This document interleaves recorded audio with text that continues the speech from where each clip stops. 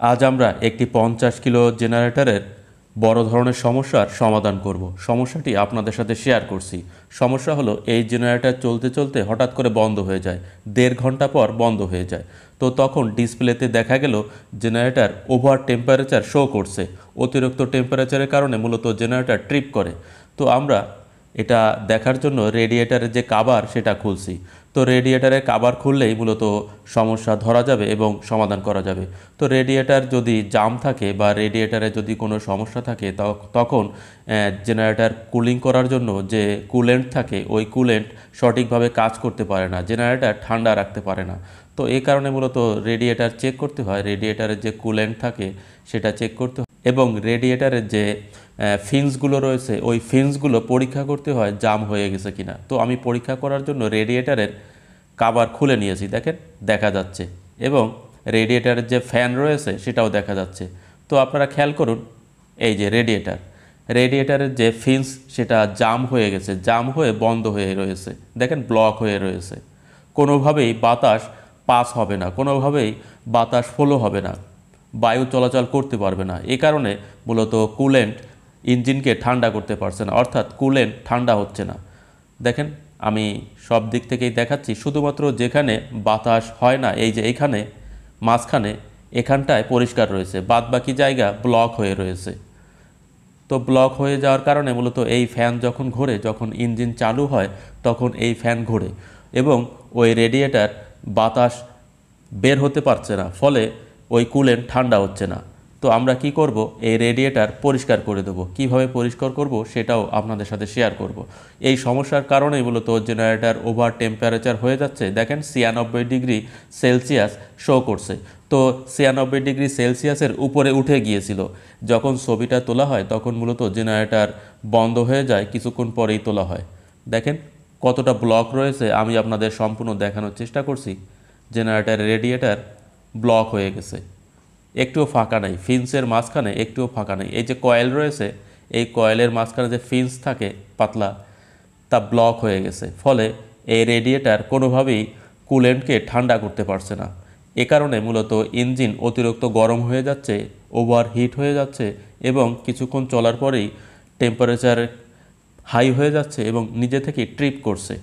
তো আমরা সম্পূর্ণ আপনাদের দেখানোর চেষ্টা করছি। দেখেন আলো প্রবেশ করছে না, দেখেন আমি একদিকে লাইট ধরছি অন্যদিকে আলো প্রবেশ করছে না, কতটা ব্লক হয়ে রয়েছে দেখা যাচ্ছে।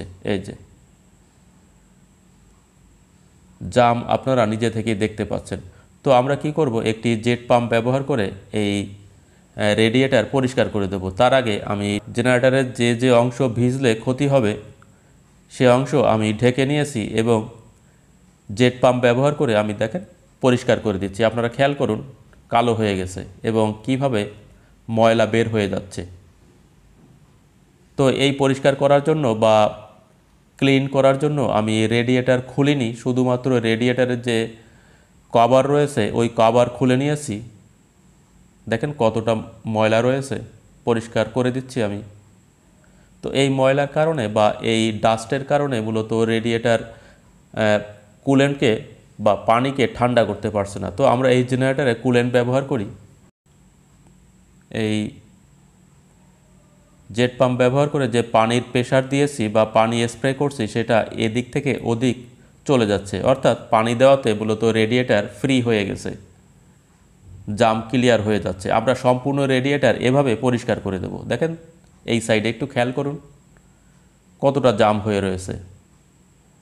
আমরা রেডিয়েটার খুলিনি, আমরা শুধুমাত্র রেডিয়েটারের কভার খুলেছি। দেখেন আমরা পরিষ্কার করে দিয়েছি, আপনাদের দেখানোর চেষ্টা করছি। ক্যানোপির সাইড থেকে আমি খুলে নিয়েছি।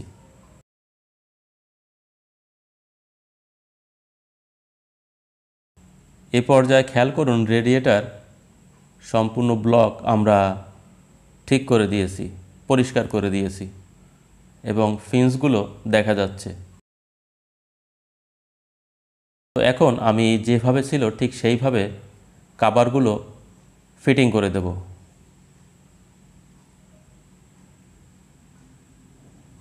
খেয়াল করুন আমি আবার আপনাদের দেখাচ্ছি, এই যে কভার ফিটিং করে দিয়েছি। এখন যদি জেনারেটর স্টার্ট হয় তাহলে সঠিকভাবে রেডিয়েটর কুলেন্টকে ঠান্ডা করতে পারবে এবং ইঞ্জিনের যে তাপমাত্রা সেটা কন্ট্রোল করতে পারবে। দেখেন এই সাইড থেকেও দেখা যাচ্ছে ওই যে আমরা কভার ফিটিং করে দিয়েছি। কভার যেভাবে ফিটিং করা ছিল ঠিক সেইভাবে ফিটিং করে দিয়েছি, কোথাও কোনো লুজ নেই, নাট বোল্ট আমরা সঠিকভাবে টাইট দিয়েছি। তো আমরা স্টার্ট করে চেক করেছি, কোথাও কোনো সমস্যা নেই।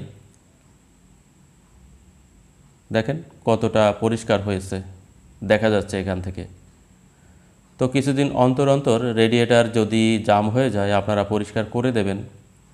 তো এখানে যে জেনারেটর রুম সেটা একটি বদ্ধ জায়গা, খুব বেশি জায়গা নয়, খোলামেলা নয়, এ কারণে মূলত জেনারেটর এভাবে হিট হয়ে যায়।